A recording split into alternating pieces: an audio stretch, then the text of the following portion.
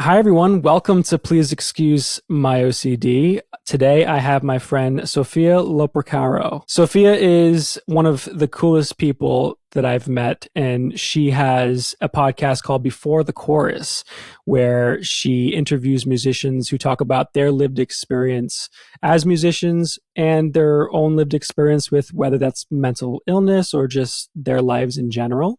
She is an award-winning music journalist, and I'm always super excited to have someone who has a podcast on this podcast because we're just two people who just ask pretty good questions. I hope that I'll be able to ask some good questions here. But she got diagnosed with OCD at the age of 11. And this is something that she has been learning about throughout her life. And of course, through her career as a music journalist and podcast host. And so I'm just super excited to have Sofia here today to answer some of my questions and talk about her experience with OCD. So thank you so much for being here, Sofia. Thank you for having me. Please tell the people who are listening really about your story with OCD and kind of its prevalence in your life. Yeah. Oof. Start with the big Yeah. question. Um, Yes. A general question. how do I start? And also, what is the highlight reel of my Yeah. OCD over the years? Well, I was diagnosed with OCD when I was 11 years old. Um, I was definitely like an odd kid growing up. It was funny. I was just in Montreal, which is my hometown, and I was talking to a friend that I've known since I was little, and she like remembered something about me that I didn't even remember. Apparently, I used to like sing to myself in class. I don't know if that's an OCD thing or just generic neurodivergent stuff, but I guess I've always kind of colored outside the lines a little bit, and then I definitely started getting some I guess like kind of hypochondria type themes, like very like health related OCD Mm. stuff. Probably when I was like 10 or something. And I still remember one time I was like trying to sleep and my heart was pounding and I kept having this fear of like I'm going to have like a heart attack or like some kind of heart failure or something. And I kept going down to see my parents and being like I'm really scared, like could this be something bad? Like am I okay? Oh my god.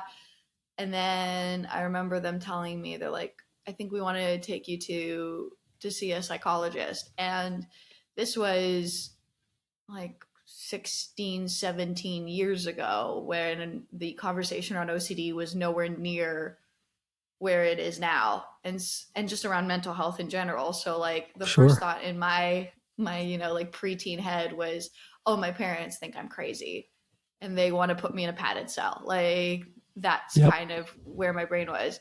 And so that first thought of going to therapy was very shameful. It was very like, oh, I'm broken.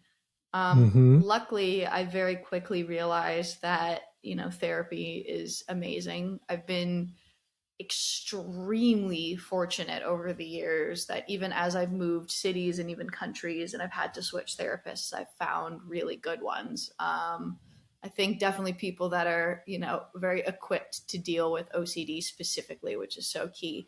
Um, and so I quickly, became, I guess I started going to therapy very regularly. It really helped me, and like I've dealt with it in waves over the years. I think that's kind of normal. As we know, OCD is a lifelong thing. Yes. Um but yeah, having access to therapy has helped. I've tried as I've gotten older and as the conversation has opened up more to be more outspoken about OCD as best as I can. Part for my own healing's sake, because like reducing the shame around it helps me to feel Yes. less ashamed of myself and feel less ashamed around other people around it. But also, I want to talk about it for the sake of other people that are dealing with it, because I was also bullied a lot in school, and I can definitely trace back things that I was bullied for to things that were probably caused by my OCD that the other kids didn't understand. Like I remember Gotcha. having a panic attack once in class because I forgot my homework, and they just thought like, oh, she's such a nerd. She's like freaking out about her homework, and Mm, that was great with the other kids in high school. That went yeah. so good. Yeah, I feel like this is such a like tangent filled way to talk about my journey with OCD, but I love it. it's like 17 years worth of stuff, so it's kind of hard to kind of Yeah. yeah, pick it Yeah. out. I mean, that was incredible. I think that was a really nice, like, and you segued really well into different places throughout the OCD journey. Yay. So, but like, I mean, I'm listening to you talk about your experience, especially growing up with it and not understanding it. And like, huge kudos to your parents for being like, hey, let's see what's going on here. Because I feel like even that might have been a little far fetched like 10, 20 years ago. Because, Yeah.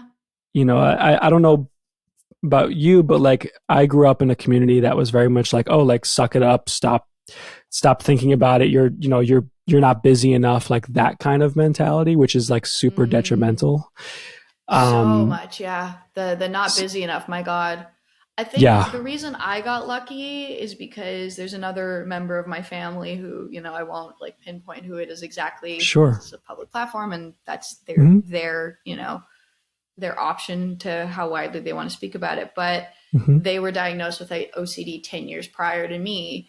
And so fortunately, I think my parents recognized what was happening with me based on what had happened to this other member of the family. So I think I really just got lucky. Now, also to my parents' credit, I mean, I'm very close with my family. They are wonderful human beings. And I think my parents are very willing to like learn and kind of humble themselves and, be receptive instead of being like, it has to be this way, which again, I do not take that for granted because there are so many points in my journey with OCD that like I got really lucky to get put on the right path, whether it be with therapy or with like family and friends.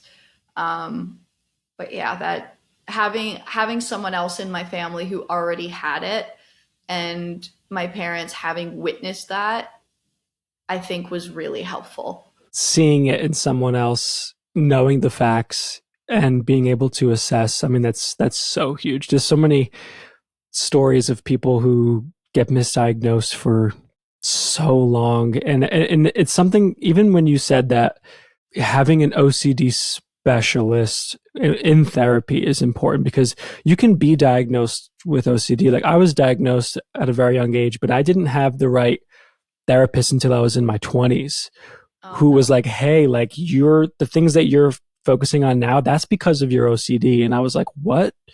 So that is such an important key. And I think, are you willing to talk about your experience, like, like finding an OCD therapist? Was that hard like years ago or?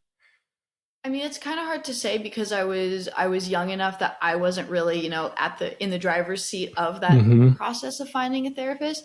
I I don't know if all of my therapists over the years have specifically been CBT therapists, but I've always at the Mm-hmm. very least like at least when I've been in control of looking for a therapist, I've looked for people that specialize with OCD. I will say I really particularly like my therapist currently, and she does very much specialize in CBT and ERP therapy, which Mm. is, again, I know we talk about it being the gold standard for OCD, but it really, really, really is. She's been able to kind of like bring me back to earth and kind of get me to the core of things without it being like a rumination process, which is awesome. But yeah, I don't know. Again, I think I've been very lucky that whether again it be just sheer luck that I've landed on the right people or what I mean or what, but I've Yeah, had some really incredible therapists over the years who have really, really helped me. that's huge. I'm so happy Yeah. to hear that because even in the therapy realm, there's still a stigma around certain things. And throughout the different forms of like OCD that you've had, have you been able to like get to a place where you can recognize now, like, okay, this is what I'm doing, or like this, I'm seeking like reassurance now, like room, like have you gotten to a place where you're able to like recognize when that's happening? Yeah. I mean, it doesn't always stop me from doing it, I Hmm. mean, which I think is, normal for all of us. It's like, I know Yeah. this is exactly what I'm doing, but I can't like help it Yeah. like on the days where it's tougher. That's normal, especially with, because like, I mean, you mentioned a big point, which is that OCD goes after the unknown. No human being loves uncertainty, but those of us Yeah. with OCD are crippled by uncertainty.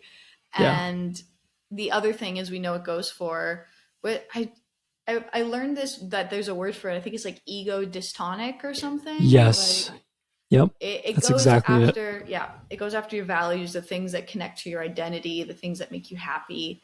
Like it really attacks those, and that sucks. That's kind of the worst part of OCD, when it makes you feel disconnected from yourself. And even Yes. if you know it's OCD, that feeling of anxiety that just takes over your body can be so Hmm. strong that it's hard to sit with. Like, I've mentioned to you Hmm. before, I've dealt with relationship OCD. I think I finally realized that I have this subtype. It's Hmm. funny, even with all the therapy and the fact that I have great therapists, there are certain things in the last like year and a half that I've realized from my past to present that are OCD related. And like, Yes. and how specifically they are, which has been great because it's meant that I can finally undo them and give myself some grace. But I'm going to use a sort of side example, but it works well as a sort of comparison to relationship OCD because it's a different theme but works the same way. Hmm. When And this has to do with my job in music. So a few years ago, whenever I go to concerts and I'd start to get a little bit restless because I have a shit attention span. Also, if I can't swear, let me know. But Oh, we love to say fuck and shit here, so it's fine. yay, fuck shit, fuck shit, fuck shit, fuck. Yeah. On my podcast too, and then like I'll be Yeah. talking to my mom after, and she'll be like, "That was such a good episode. Why do you swear so much?" Yeah. That is so true. I get the same thing. Yeah.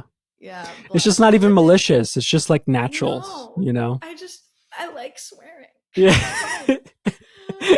It's so I funny. don't know. I lived in England for 3 years. I learned from them, so I swear like a Yeah. sailor now. Let's blame them for sure. Yeah, the English, and I also have Scottish friends. They're even worse. Oh my gosh, that is Oh so yeah. funny. No, you're So welcome that to just be yourself and talk how you'd like. yay. Yeah. That makes me very happy. I'm Yay. glad. I'm glad. But yeah, so I have a shit attention span, and Yeah. that's definitely a symptom of OCD because we have very active brains. So Yes. your brain gets tired quickly. Hmm. And so I started getting this intrusive thought that was telling me, you don't actually want to be here.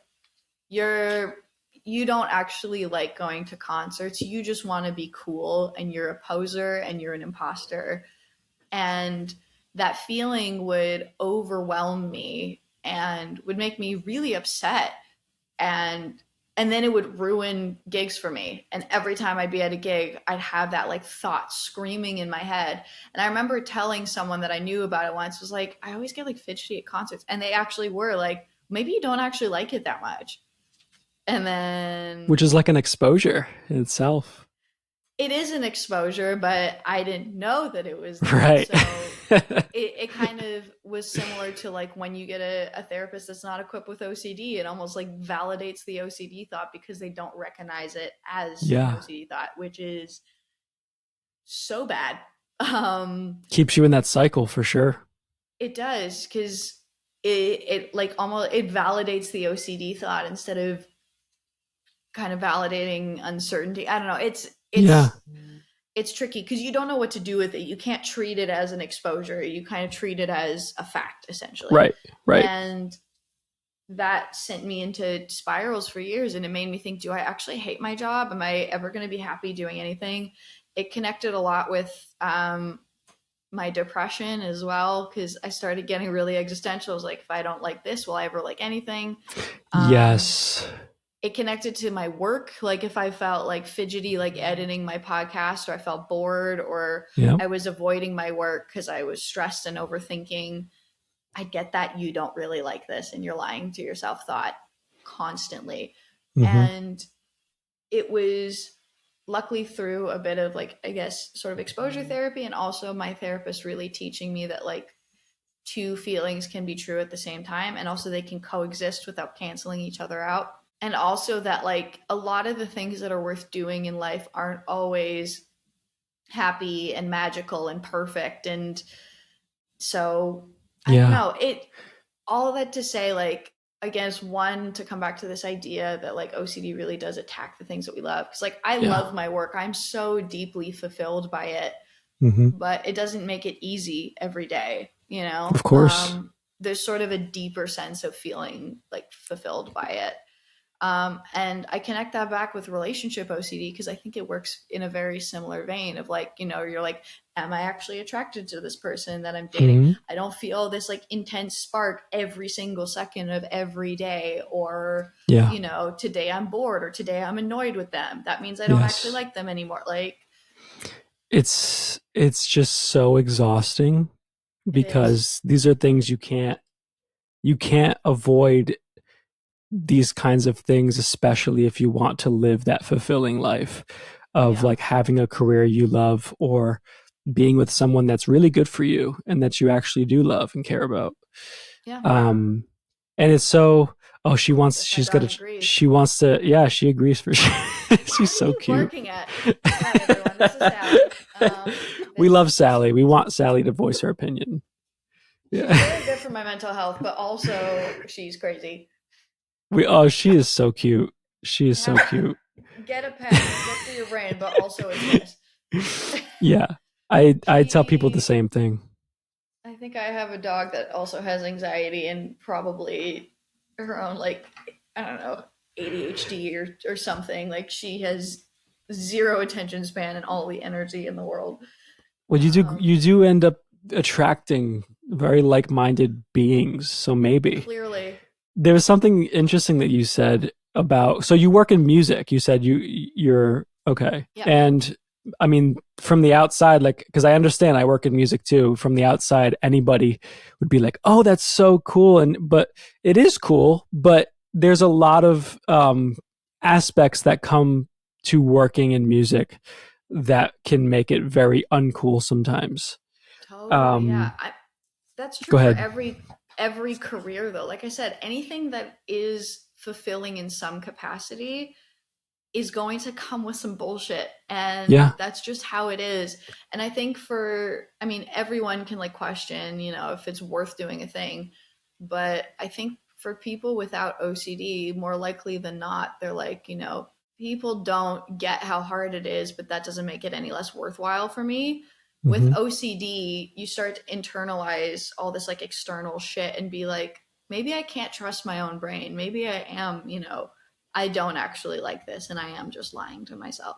And ironically, we're often the people that are the most in tune with our brains because we stay in them and just, you know, It's so deconstruct true. every single fucking thing. Yep, it's Um, so true. And you said that you yeah. got existential too. Like Oh the my God. Yeah. existential part is like I relate heavily because I had existential OCD, which was so terrifying. Oh But my God. That was the worst one for me by far. really, Oh yeah. It's because it coincided with depression, yep. and the two can definitely easily go hand in hand. It happened also when I had just graduated from university, which is an existential, you know, mess in and of itself. Yes. It's like A a lot of things milestone. come. Yeah. And it's, you go, especially like going from an environment that's so structured that you're in for like 20 odd years of your life, you know, Yep. where it's like you always know when certain things are going to happen, when certain deadlines are going to come in. There's a certain type of like gratification you get when you get your grades back and you know that you're going to get it. You like, I was a very, I'm smart and I was a good student, so like I knew that I was going to get that gratification to some degree, Yes. and so it was all certain. And then all of a sudden it was like, and here you go. Like, Yeah. Go out there go now. and be in the world now. You've never done this before, at least not since Yeah. you were, you know, a toddler. And that was Hmm. different for many obvious reasons. Sure. And now you're having to figure out, do you like your job? Are you able to function in this completely new structure? I was also living in England at the time, and my parents live in Texas. And so they were like a Wow. 10-hour flight away. All of my friends, we were all like freelancers. And so we just never see each other because our schedules coincided. So it was also isolated. It was, it was a, it was a time. Yeah, a So doozy. yeah. Oh God. Yeah. That was very fertile ground for existential OCD to Yeah. rear its ugly head. That is so interesting to me because mine happened at when I turned 25, another milestone where it's like, what are you expected to do? What's the next step? What are the answers? What are we doing here? You know? And so I'm wondering if you can relate to this because you bring up the point of depression and how they kind of coincide with each other. There was one point where I was getting text messages.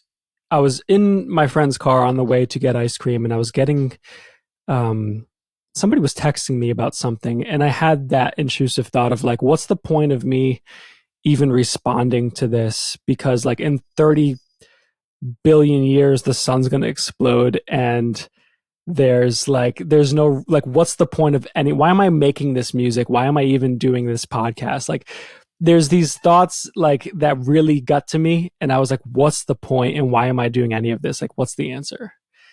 Like, why do I even respond to the Yeah. text? You know what I mean? Have you felt that? You're to a T. Like Yeah. you're describing what my brain was like for a solid like year and a half. Yeah. It's It was terrifying. that. It is. You're just like everything is pointless, and Yeah. it like warps your feeling. Like I'm someone that has such a like lust for life, and Yeah. like I love like there's not to say I don't know if this is like a for very lack of a better word positive side of this is like the way like I kind of love hyperfixating on cool shit. Like I Mm-hmm. love nerding out on little details and stuff. And so to suddenly be this person that was just like void, like everything felt so pointless. And it's crazy how much like OCD can like warp the way that you experience feelings. Like it can make you numb. It can make you feel disgusted by things. There's stuff Mm-hmm. like false attraction. Like and that shit's like the especially hard stuff to describe to people, and I think it's a big part of why it's so misunderstood. But yeah, Yeah. I've been there. The thing that one of the big things that really helped me get out of that was this sort of thought of, I mean, the thing I said about feelings coexisting, my therapist really helped me with that, Mm-hmm. but also this idea of like, even if all of this is pointless, why not do it anyway? Like I love that. it's kind of like, we kind of get this opportunity with life to fill it with so many things. I think when you're fully immersed in the OCD state, the idea of this big, vast, like unknown life ahead of you is terrifying. You're like, what am I going to do with all of this? What do I do on the days that are hard? What do I do when I feel like I can't get like fulfillment from anything? And but Yes. slowly but surely, and again it took a long time. Like I was in the throes of this for again a good year and a half before I really like got myself out of the hole Wow. of, oh yeah, like existential OCD is a rough one. Yeah. I was going to ask you And like what that was for you, that got like really the first step to getting you out of the hole. But you kind of answered that with like your therapist being like, hey, you can yeah, experience two different things. But do you remember a turning point for existential OCD for yourself?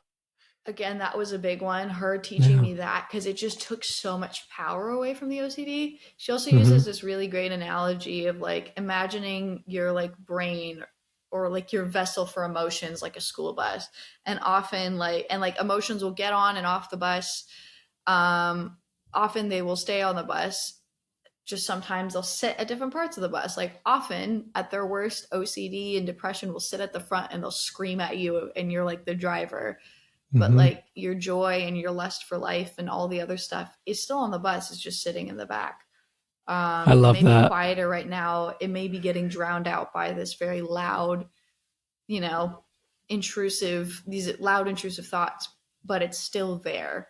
Mm-hmm. And her kind of putting that idea in my head really helped, because it gave me hope that over time, it'll come back to the bus, and somewhere in all of this, I'm still me. That really helped. And then this is kind of a sadder note, but it was a big turning point for me, like a big wake up call moment.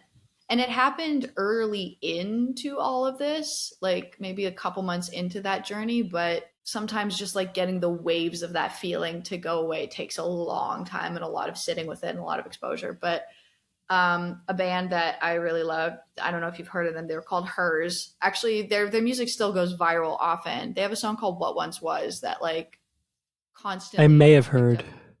Yeah. Well, they were one of my favorite bands. And 5 years ago, and this is around the time that I was dealing with this existential OCD, they were killed in a car crash. Oh my gosh. Yeah. And I had actually seen them and spoken to them a week and a half before they passed away. Oh my gosh. Yeah. That is Because I, wild. yes. So I had interviewed them once for my, or not for my podcast, but for something else.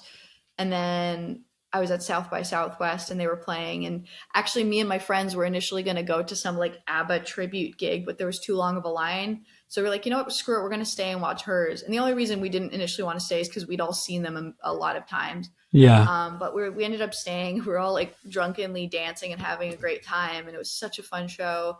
And I went to talk to them after. They remembered me from like being interviewed by me a year prior. We had a great chat. And then they were like, hey, we're playing in Dallas after this. And I lived there at the time. They're like, do you want us to put you on the guest list? I was like, oh my God, I'd love that. Like, they were so nice.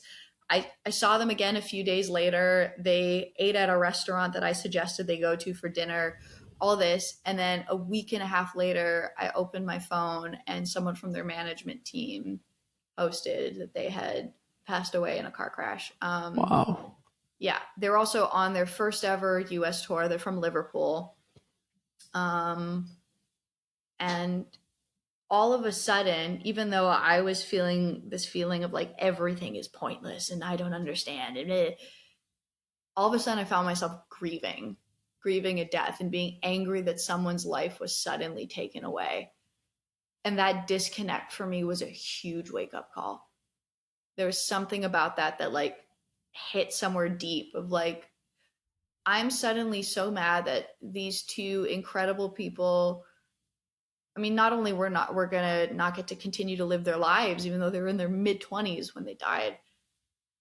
Like, Wow. they were making so much amazing music. They were such a talented band. They were on the cusp of like leaving their mark, and all of a sudden, I was like, all this art that they were gonna make is never gonna happen. I'm so worried people are going to forget about them after all the work and the time that they have put into this thing that they have created.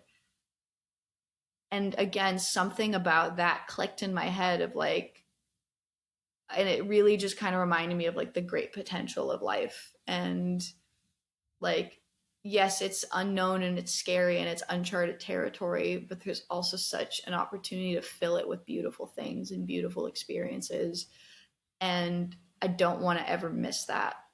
As long as I have any part of this that I have control over, I want to Mm-hmm. be part of that lived experience. And I actually, you saw my tattoo. These two Yes. flowers here are actually the so their debut album had a bouquet of carnations and tulips on it. So I got a carnation and a tulip Oh, as the wow. tattoo after they passed. Yeah.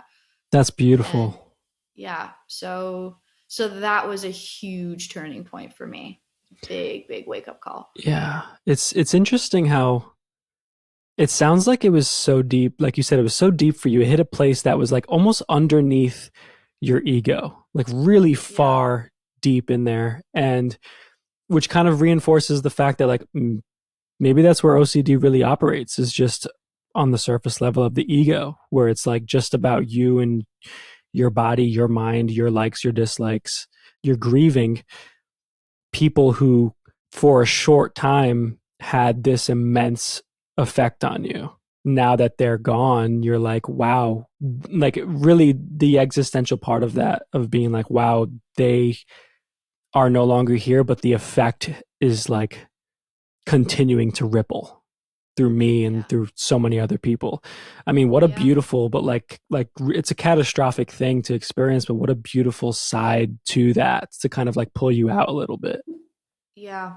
Yeah, absolutely. And also on a very small tangent, hers fan community are still celebrating them, and it's been 5 years since they've passed away. Like they're still sharing their music, Wow. even though like music going viral is such a like frivolous thing. It's still Sure. kind of nice when I hear their music pop up again. I'll still sometimes be out at a restaurant and hear it playing. Like a Wow. lot of other people got like tattoos of them. I think they just like established a foundation, like their label established a foundation in their name. Like Hmm. it's still living on, and that's been such a beautiful thing to watch happen, of like so many people collectively being like, we refuse to forget about them and Wow. the art that they made, and we're not going to let them disappear, which is such a beautiful thing to witness as a human being. But what you're saying about like OCD being on like an ego level, I don't get this with everything, and I share this cautiously because I don't want people to feel like if you don't get this feeling, that means that the OCD is right. I don't think that's the case at all. But with certain things, I'll notice that it feels like somewhere deep below the cloud of OCD, there's this like deeper undercurrent that's like pulling me towards doing certain things, like the things that do really matter to me. Like, it's like whether it be like with my career and being like, you know, I am dealing with all this OCD and I feel numb or I feel burned out on a certain day, but something's pulling me to keep doing this. And I don't know what Hmm. it is, but I feel like I need to listen to it. And I feel like that's that other little thing at the back of the bus being like, no, no, keep doing this. And again, that doesn't happen with every single thing. And I don't want, again, other people out there with OCD to hear that and be like, I don't get this feeling. So that must mean my OCD is right. Right. Not Right. necessarily. I think it's such a case by case, it's a theme by theme, but it's Yeah. something I've experienced. It's the same I experience with like dating too. Like sometimes Hmm. even when I'm in my head, I'll still feel this pull of like something about this experience or this person is telling me to keep trying anyway. The dating aspect is kind of interesting because, and if you let me know if you don't want to talk about this, but Totally. when I had ROCD, like at the height of my relationship OCD, I ran away, and this was something that I was unaware of until later on when I actually got the right help. But I started Yeah. to look back at my other relationships, and I was like, hang on, like this was happening in all of them, and the one that I truly felt the most connected to, this girl that I was with for a few years, I felt the most connected with was the time that it was the worst. And I didn't realize it until later when I got the right help that was like, hey, you were experiencing like some pretty severe relationship OCD. Yeah. Did you have a similar experience? Like, was that something that was kind of with you throughout your life, or did you find it in a particular place with a particular person? Throughout my life, Yeah. I kind of, I've also realized you can have relationship OCD if you're single. Mm. Um, because it can happen in just dating in general, like just Yeah. going out and meeting people. And like I knew that I've always had a lot of anxiety around dating, um, but I didn't realize that it was part of this until very, very recently, like in the last few years. And so my thing was I just not talk to people at all. Like I'd hide myself away. Like I was very much like a late bloomer when it came to dating. And I didn't realize how big of a role OCD played in that. Because I was so afraid of either getting hurt or hurting someone else. I was like, I'm just gonna not say how I feel to people in the first place. I'm just Yeah. going to, yeah, lock myself in a box while at the same time feeling really lonely and really wanting to get myself out there. And it's so powerful when you finally name the thing. You're like, oh, this is what it is. And now I know how to deal with it and I know how to face it. And it's made a world of difference. Like, it doesn't mean I don't still get anxiety on some days. Like, that's normal, Of course. but I'm able to kind of do things anyway now and lead with curiosity. There's also an element of learning that how to trust yourself a little bit, which is hard with OCD because it makes you feel like you can't. But Hmm. one, I've realized trusting yourself doesn't mean that you're never going to make mistakes. And allowing trust to accommodate that is part of it. But I've also learned how to trust that, like, I'm always going to do my best to take care of myself, but I'm also always going to do my best to treat other people whether it be a friend or someone that I'm dating or whatever, like a human being. And I'm going to, as best as I can, give them the dignity that they deserve. And I might still make mistakes, but it realizing that kind of gave me a little more grace to be like, stop running away. Like, yes, Yeah. people are going to get hurt, but you're not going to be actively malicious because you know yourself. You wouldn't do that, you know? Yeah. That's a beautiful way to look at it. And, Mm-hmm. realizing too, like you said it about the trusting yourself thing, that it's actually so imperative to make mistakes on the road to trusting yourself, because Yes. it's more about how you make the mistake and move forward and through it Yeah. rather than just making the right decision all the time. Massively. Um, Yeah. so, You have so to. important. And I think, it's so easy with OCD to, I mean, quite literally like catastrophize, it's one of Yeah. the great big symptoms. And Yeah. to be like, if I make this mistake, everything's over and everything's going to be bad. And which is another reason why I would just never like try. And I would just, again, Hmm. hide for so long. And then when I finally started to, stick my neck out and like approach people and date more, I got hurt pretty badly a few times. Of Like it course. sucked. Yeah, I've had some people or some men do some very unkind things towards me that really broke me. But at the same time, I wouldn't take them back because I learned so much from them. And it kind of woke me up to this idea that one, you have to live through mistakes to Yeah. learn. And it kind of became a weird form of exposure therapy in and of itself. And it doesn't mean, you just masochistically put yourself in harm's way, but more in the sense you just let yourself live and you do things. Yeah. And if someone turns out to be a shitty person, like you let yourself be sad, you let yourself feel the way that you feel, but over time you heal, you learn things from it, and then you realize that you didn't die over it, you know? Yeah. Yeah. Like I've had some people really walk all over me and I'm okay. And Yeah. there's something about that that really helps to quell the OCD of like, you didn't die, Yeah. the world isn't over. You're still Hmm. out there, you're still worthy of love, you're still trying. You haven't shut yourself off. If anything, I've opened myself up to the world more.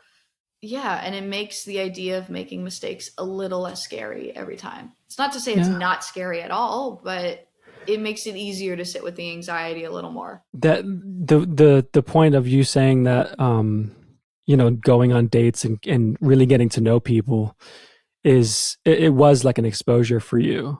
And if you think about, like, I mean, I can when I go on Instagram and see people's stories, I mean, at least once or twice a day I'll see someone's story about how bad it is in the dating world out there, and Oh, it's how a nightmare. scary. Yeah, and how scary it is, and how it was just better 50 years ago, and all this. Just, I see stuff like that all the time, and it really does shape, like, your own experiences aside. When you see things like that, whether you're single or you're with someone else or whatever the case is, it really does shape this negative thing on top of something that already, like, naturally is hard to date, and to date in a landscape of, like, social media and swiping and whatever. To have relationship OCD on top of that, you may feel the urge to just, like, you know what, like you said, you just wanted to retreat, and I'm just not going to get close to anybody. I'll just stay back here and you guys can play the game. Yeah. Did you ever have that, like, with the fact of, like, society and the way it is right now with dating? Oh Did my that play God, an yeah. extra role in, on top of your OCD? Totally. I think, the more like avoidant year of my life happened a little bit before it, but when it comes to like putting yourself out there again every time that you get your heart broken, yes, absolutely. You have to kind of be like people have really gotten good at faking emotional intelligence or faking a sense of closeness, like to the point that it's very hard to tell the difference, at least like especially when I was early in and I didn't have as much experience of dating. It's easier to be tricked by people, Sure. and it makes you get to a point where you feel like you don't know which way is up anymore because you're like, how do I know that this person is a legitimately good person versus someone that's just really good at hiding it? And the reality is that you don't know. None of us know, you know, like we all do our best to gather information and be smart about it. But ultimately, some people are really Yeah. good at hiding their shit. And all we can do is our best. And so, yeah, that part definitely is hard. I think the other thing that's hard is like in the social media landscape. I mean, long before that even, we've always had this like idea of like love and dating is supposed to look this one way, you know? Right. And if it doesn't look that way, then it's not actually good. And then you throw in like the wellness movement, which for by and large is a good thing, but will also, you know, like with everything, you always get like some toxic positivity and some crap Of where course. there's like this mix of like, yes, we're all learning how to keep our standards high and take care of ourselves, but we're also getting to a point where we're not allowing other people to be flawed human beings. It's like the Hmm. second that someone breathes wrong, you're supposed to jump ship, you know? Right. The And ick, right? It's the ick. exactly. And Yeah. it's such a fine balance because, again, I'm not saying that you should tolerate shitty stuff from shitty people. Please don't do that. Right. But it's this like tightrope balance. And so you have all these like conflicting messages of like, you know, like stuff is supposed to be like stable and calm, but also the movies are telling you that everything's supposed to be big and magical, and also you need to forgive people, but also they need to do everything perfect in this stage, and also this and also that.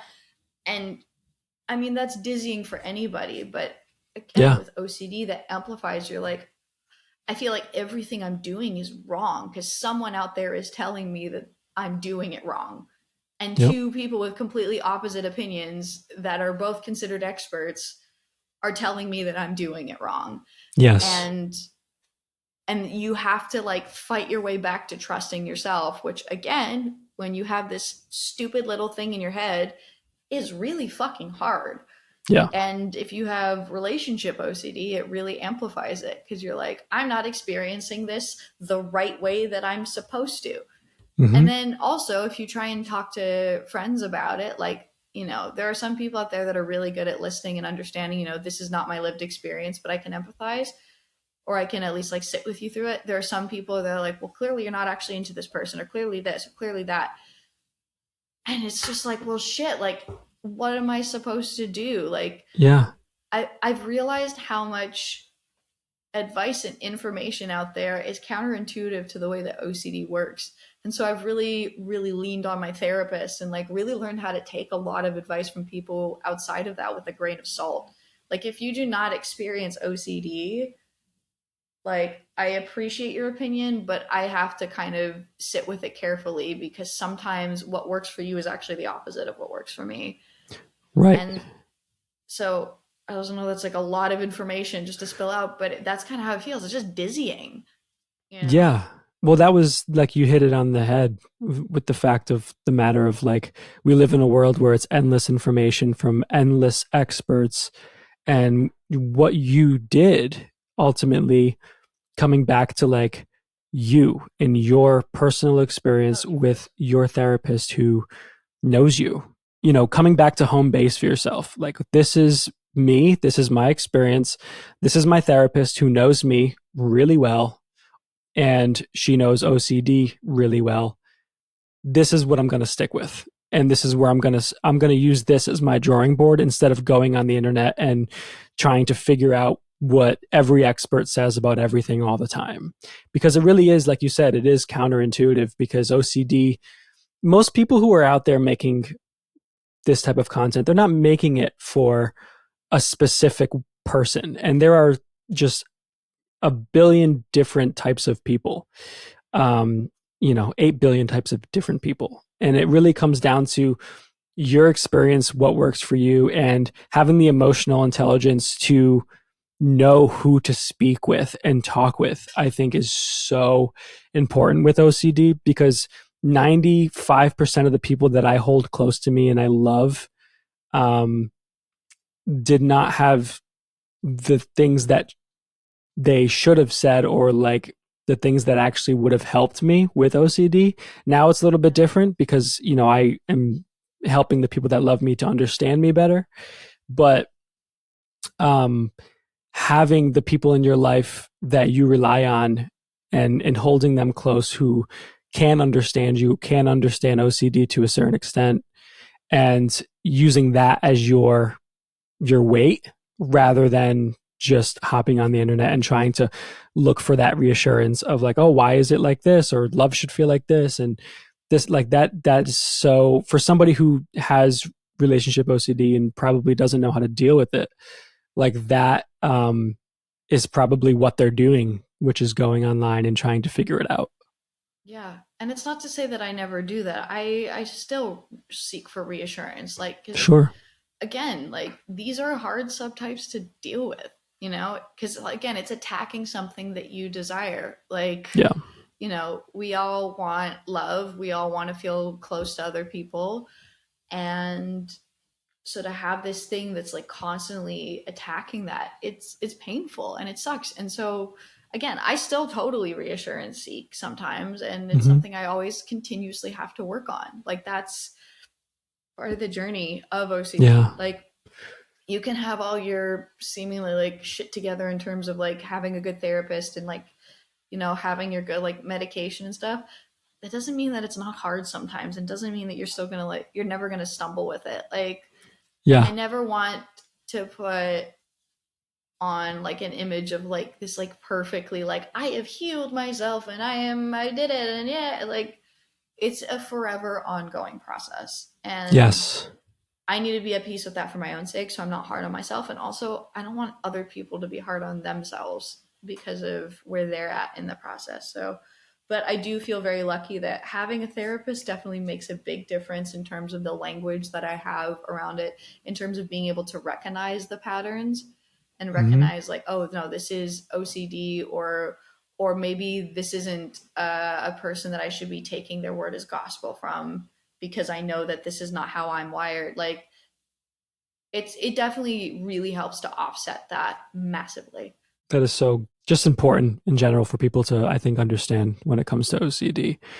And the fact that there is more conversation about it to hopefully change the landscape, I think, when it comes to having these conversations with people in their real day-to-day lives, not just like online. But your podcast too, I actually saw, I don't know who it was, so forgive me for that. It was somebody that you had in your podcast. You were taught, you had somebody who had OCD. It was um vacations. yeah. Yeah. The fact that like even on your podcast, which talks about music, right, and just life in general around like musicians, right, and talking about having OCD as like a conversation, on the podcast, like, is that something that you ever would have thought would have happened like 5 years ago? I guess no. I mean, I definitely went into the podcast wanting like mental health to be a thing that's talked about more, just in the sense that like the podcast really again focuses on lived experiences, and I want to create conversations around those experiences that help destigmatize, whether it be OCD or grief, or for people in the LGBTQ community or people of color, like whatever their lived experience is, I want to be a platform where they can voice that and hopefully destigmatize aspects of it for other people that have that same lived experience. Um, but yeah, for me, like I still remember when the like PR person for vacations reached out to me and they were like, yeah, like so Campbell, the lead of the band, was writing these lyrics about his like recent OCD diagnosis. And I like immediately messaged back. I was like, I have OCD and I talk about it openly. And so through that, like they were like, okay, then like we definitely need to get him to do this because he'll really enjoy it. And we've actually now become friends. Like Campbell's now a friend of mine through doing this interview. And Wow. yeah, I don't know if I ever expected a few years back that I'd get to do this, but it made me so happy that I did. And I Yeah. love seeing art that talks about our story, like our stories. Like I recently, I know that you saw this, but I posted about watching the film for Turtles All the Way Down. Yes. Um, I didn't realize there was a book about it. I didn't even know that John Green had OCD. But when the film started coming out, I think like No CD was like posting about it too and stuff. I was like, Hmm. okay, I need to watch this movie. And I cried so hard watching it. Like I actually initially recorded a video of myself like reacting right after, but it felt a little too raw to post because I was just like bawling my eyes out. But I was I like, get it. it literally is the first time that I have seen us represented correctly. So I've true. never, ever, ever, ever in a film or television seen it. Now, of course, again, I've seen artists like that write music, like people like Campbell from Vacations Sure. or like Julian Baker write about it in music. But to like see someone in detail show what like rumination feels like, for Yeah. example. And even though like there's parts of it that are like hard because like it's not a fun thing to have, but for them to ultimately be like the whole message of the film is yes, you have OCD, but you're still a full being and you're still going to live a normal, meaningful life. Like you're still going to have a career, you're going to have, Hmm. a family, and all this good stuff's going to happen. And also, she's such a full character. She's vibrant. Even like seeing a character like her be seen as desirable to someone. And Yeah. like I think there's one point where the guy that she likes in it says like I like the way your brain works. So I was like if you want Yeah. someone with OCD to fall in love with you, say that. That's take Yeah. notes, everyone. That is like the most like healing shit that you could say to any of us because you're like, oh, you don't think that I'm just a like broken little toy. Thank you. Yeah. Yeah. That. That is so But true.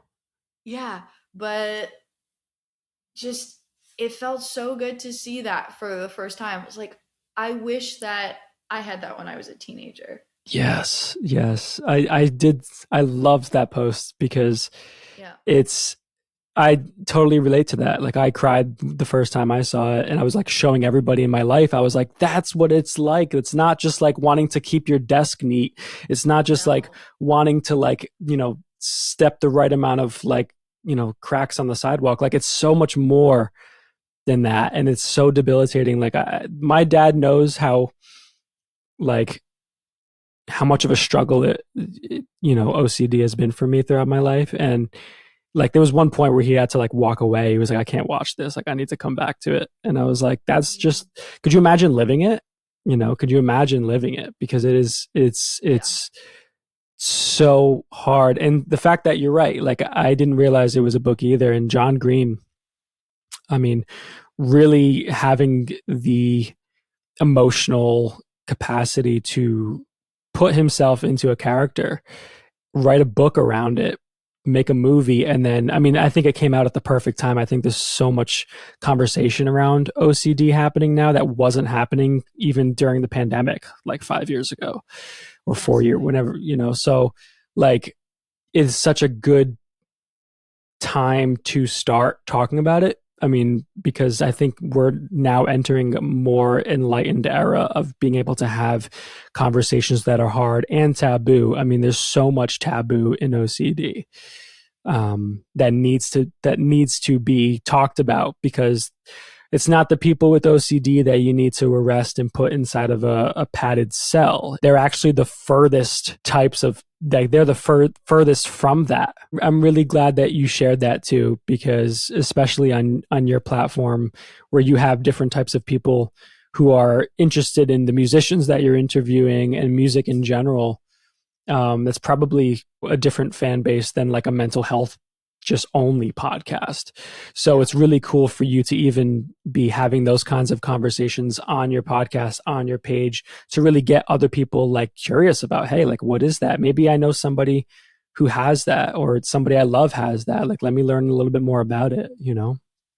Massively, yeah. And I mean, for me, the two do generally go hand in hand because there's so much about like mental health and like the difficult experiences that we go through that get translated into art. And art is the thing that Mm-hmm. we often lean on to feel seen and to heal ourselves or to escape or whatever. So I really wanted to center on the way that those two things connect to each other.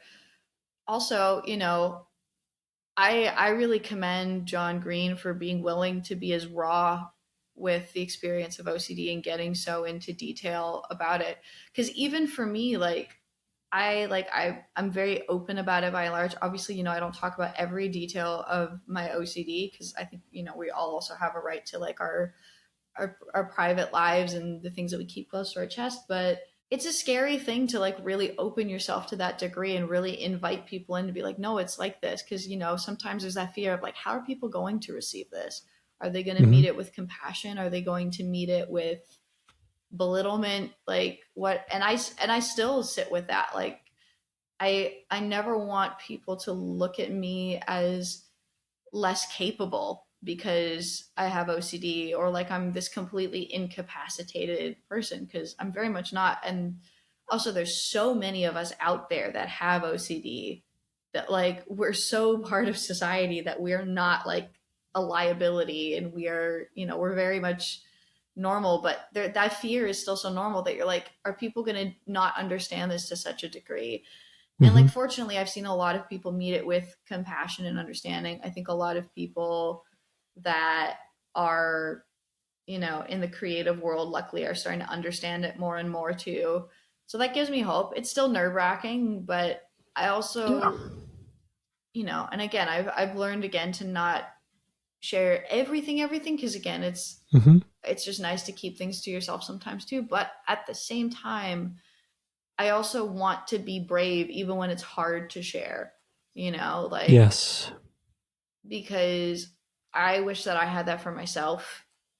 I wish for other people growing up with OCD to have that, to kind of get to have a jump start on healing, because they can recognize something as OCD, to give themselves more grace too. Like I Mm-hmm. used to get like extra time for exams because of my OCD in school, and I'd always feel like I wasn't supposed to be there. Like I was like, you don't have like ADHD, you're just nervous. Like why do you need Mm. this extra time? And so I'd always try and finish in the time that I knew all the non-neurodivergent kids got. And I'd be like proud of it and be like, see, I'm just like you, and I can accomplish everything in the exact the same way. And it's only recently that I've been, and because like I realized I started to hate myself because of that. Because on the days where I couldn't be productive, Yeah. or I was just more tired or whatever, I'd be like, you're so unproductive, you're lazy, you're ungrateful, you're not doing enough. And then I was like, hold up, my brain is different, you know, like I work in a different way. I ultimately still do the things that I need to get done, and I do them very well. And I have enough of a track record of doing things well to Yeah. know that that's the case. You know, I graduated top of my class in university. I'm an award-winning music interviewer. I've still been managing to get some really huge bands on my podcast.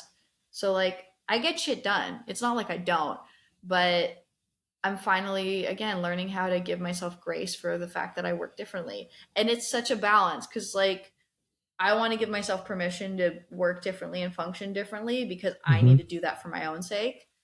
At the same time, I also want people to understand that just because I'm approaching it differently doesn't mean that I'm not going to get equally good results.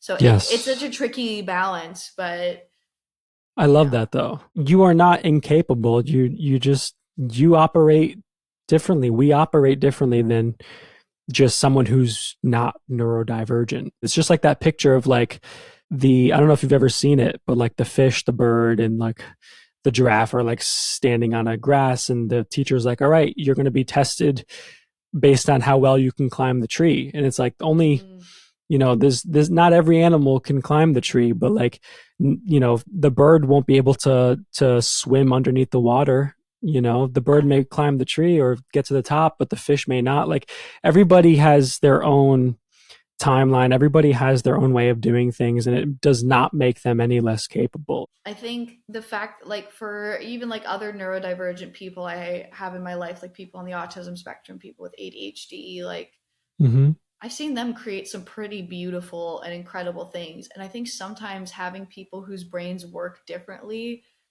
can yield some really interesting results. Like it's not, you know, most of what OCD is debilitating, but there's these sort of like side effects. Like for one, I think that a lot of us end up being much more empathetic people, Mm-hmm. because when you live through this thing, you can be a lot more understanding and non-judgmental of other people that are living through similar things, even if it's not OCD specifically. You know, Yes. we can really be safe havens for other people. Mm-hmm. I think that also the one upside to being like hyper analytical and self-aware is that we see details and things that other people don't always see. Now, Mm-hmm. that can easily get out of hand if you don't kind of know where to stop overthinking, but I also know that I pick up on smaller things than other people do, which is part of what makes me a good journalist and makes me a good interviewer. Hmm. Like I notice the details that other people don't, and because of that I'm able to have these richer, deeper conversations with people that they appreciate, and that's made me like be in demand with like music PR because they Hmm. know what I'm able to deliver. And part of that comes with who I am, part of it comes with being neurodivergent, and part of it comes from like the things that I've had to do to take care of myself, and Yep. like therapy and everything. Like some of those byproducts trickle into my professional life. um I don't know, I'm just like very sensitive to details in a way that I actually really enjoy. Like I get more excitement out of small things and big things alike than other people just because I see them. And so Right. again, and I don't know if I'm like just out here like trying to like convince people like, see, but I do think it's true. I No. think that neurodivergence can be an asset too, and it can Hmm. be or not can be, it is a beautiful thing as well, in addition to the parts of it that are very difficult. And I hope people realize that, you know. 100%. It's so funny. I was just going to ask you like what you would like to leave here with, you know, as like a footnote for people. And I feel like that was just that was just like a beautiful like, hey, by the way, you know, I want people to realize that no matter what, you are gifted. You know, if you even if you struggle with these kinds of things, I mean, little Sophia, she probably would have loved to hear that. And I know I would have, you know, and so that's like that's a beautiful thing. And if we start to like embrace, because people always say, you know, um, there are no positives to struggling with OCD, and I do think that there's that fine line where you can look at it and say, well, if I didn't have OCD, would I be as empathetic? Would I be someone who really thinks about the end result? Would I be somebody who cares this much to have these types of conversations? And for me, I don't really think that I would be. It's because of the way my brain works too. Because you know I was diagnosed at a very young age, and so I this is kind of like where I am and always have been. And so it's basically like it's a debilitating thing to have, but on the same side of that, you know, you are able to dive deeper in life. You are able to dive deeper with people, and sometimes it's like, well, is that worth the trade-off? I mean, it's not for me to say, but I think at the end of the day, we shouldn't just beat ourselves up and struggle through the mud with OCD. Like we should also look at ourselves and say, well, hang on a second. Like I am a person who's worthy of love and acceptance and compassion, even if they don't understand what this is, because even I don't understand it, you know. So that Yeah. was really well put. Thank you. And it gives me a lot of purpose. Like, because again, part because it's healing for me, but like, I feel like I'm able to have a deeper sense of empathy also towards like other minority groups, like, you know, like Mm-hmm. allyship to, again, like various like communities of color, or to like the LGBTQ community. Like, Mm-hmm. and it's not to say that I like suddenly magically understand someone else's lived experience. You can't unless you actually live someone's experience. But I don't know. I think it just makes me more open to like the realm of possibilities, the realm of types of people that exist, and to not look at people as like these weird anomalies, but rather look at it like, oh, that's your lived experience too. What do I need to know about it so that I can be supportive of you and give you a voice in your own stuff? Yes. And again, that gives me a lot of purpose. And maybe, and again, a piece of it is probably wanting to heal that little like neurodivergent girl that like felt like a weirdo growing up. And so if I can like be even a small piece of helping someone else feel a little more valid in their lived experience, it's like I'm kind of giving that back to my younger self as well. Yeah.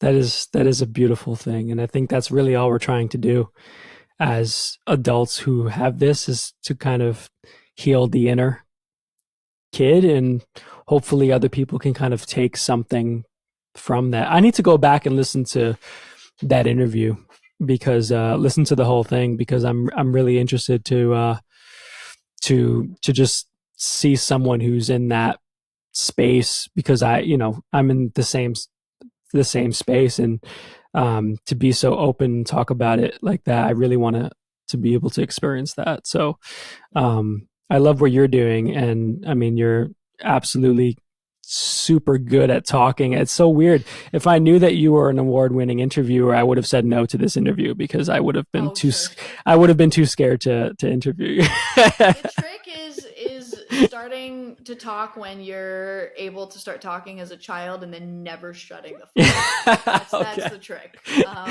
That's It's incredible. being the really annoying kid. That's all it is.